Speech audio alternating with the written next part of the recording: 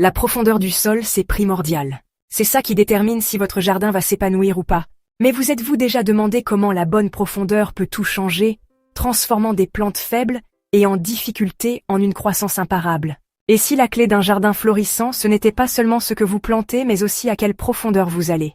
Aujourd'hui, on va creuser les bases de la croissance, littéralement. Découvrons le secret de la profondeur du sol et transformons votre façon de jardiner pour toujours. Bon, soyons honnêtes, les plantes, c'est un peu comme les gens.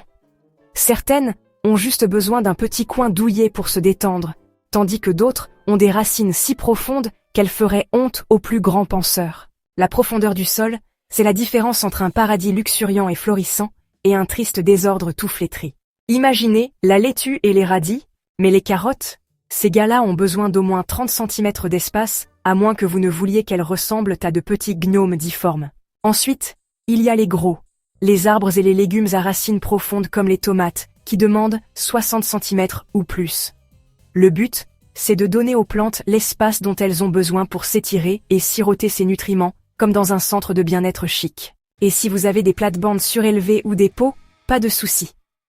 Adaptez juste la profondeur aux besoins de votre plante.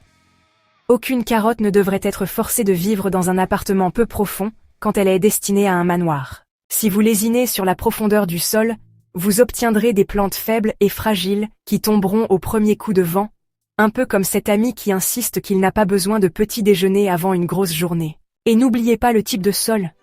L'argile peut étouffer les racines, le sol sablonneux draine trop vite, mais le sol limoneux, c'est le salon VIP pour les racines des plantes.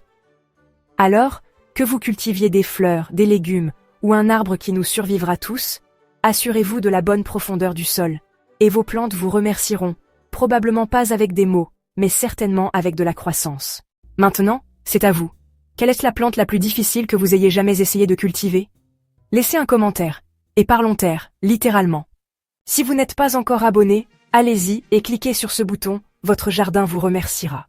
Prenez soin de vous, prenez soin de vos plantes, et je vous retrouve bientôt dans une autre vidéo.